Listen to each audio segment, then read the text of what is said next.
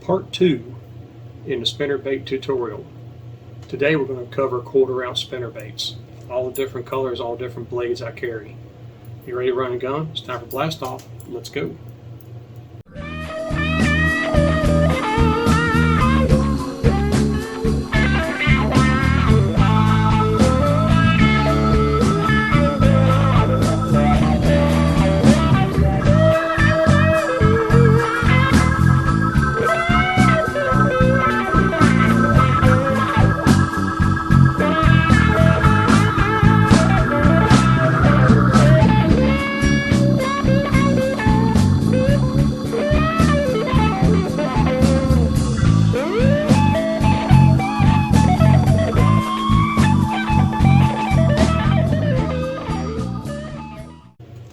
Hey guys, Todd here with you. Welcome back to Bassin 101.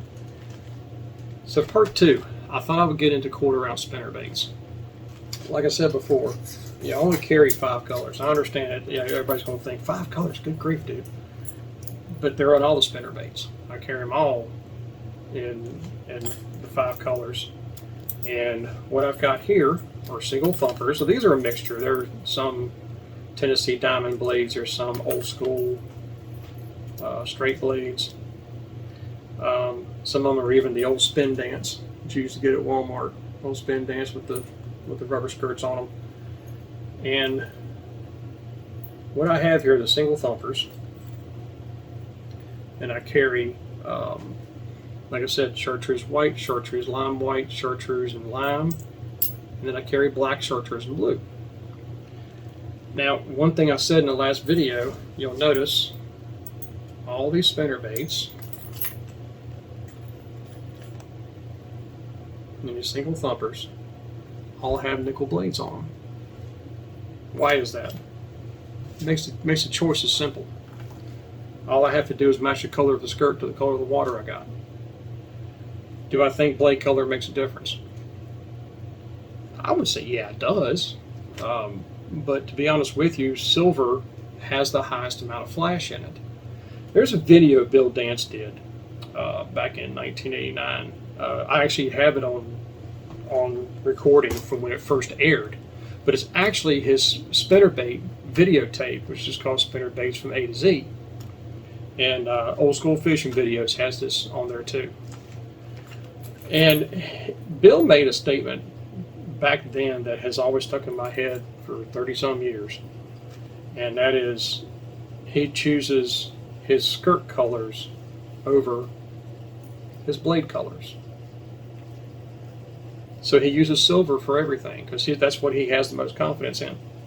If I go back and look at all the different fish, even the biggest fish I've caught on spinnerbaits and everything else, I was using nickel blades, the bright silver blades. So that's just kind of what I stuck with here. I mean, I've got a bunch of gold blades and copper blades that came on these spinnerbaits, but I switched them out and put nickel on them. And you notice there's nothing fancy about these 1/4 ounce. I don't use extra small blades or extra big blades. I don't do any of that with these single thumpers. I want to keep everything simple. The chartreuse and white is probably more of my clearest watercolor, and that's the blade that came on it, but it's a little bit smaller than these Tennessee blades. So that's something to keep in mind too. Double Colorado. Again, same thing. Here's a spin dance. Not really a Colorado type blade, but I consider that to be a double Colorado because that blade does have a thump to it. Here's a chartreuse and lime. Again, that to me would be a muddy water type spinnerbait. Still have silver blades on it, whether it's rainy, dark, whatever. Still use the same thing. Tennessee diamond blades. Around the late 80s. Again, black. Here's a 1/4 ounce black, and I got Tennessee diamond blades on that as well. Clear water spinnerbait. My chartreuse and white is what I consider my clear water spinnerbait. And again, I keep a little bit smaller blades on that, but that's what it came with. So that's what I use on there. And then, you can never go wrong. If I can get it unhooked. The old tandem willer. These are the old fluted style blades. Here's some Tennessee diamonds right here. I really like these Tennessee diamonds. They really put off a lot of flash. They still have them at Strike King, but I think they're only available in 1 or 2 models. There's another Tennessee diamond blade. It actually has a blue sparkle head. Don't see that around much anymore. Chartreuse and white. Now this one this one actually came with a little bit smaller blades, so I put a chartreuse and white skirt on that, so I can fish at more clearer water.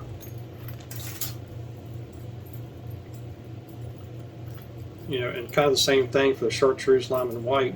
Kind of has about the same kind of thing too. Very small, almost number 3 type willow leaf on the back of that. And here's another black, but this one actually has a Tennessee diamond blades on it. But again, they're all nickel. All these blades are nickel. I don't have any gold, any painted chartreuse, anything. And it's like that for all of these spinnerbaits. They're all the same way. All nickel, all silver. Keeps it simplified. When do you throw a 1/4 ounce?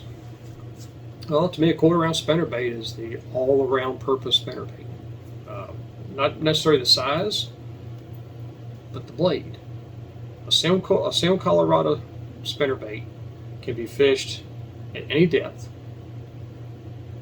It works better as a drop type bait. If you want to pick it up off the bottom and let it flutter, that blade will stick straight up, and you really want to have a front blade getting in your way.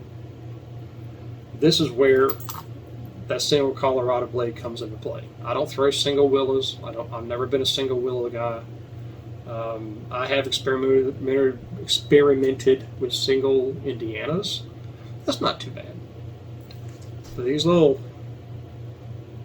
single thumpers right here really put out the vibration. That's probably the strongest vibration of spinnerbait you can have is a single Colorado. And like I said, it's good for just about any application you want to use a spinnerbait for. Next up will be the double Colorado. Now, double Colorado is a good flutter bait. If you want to throw it up on the bank, and especially if you're fishing deep water, if you're fishing grass lines, and you want to engage that reel, slowly crank it back till you make this bait come back at you, but it's also drifting out of sight, that's a good way of doing it.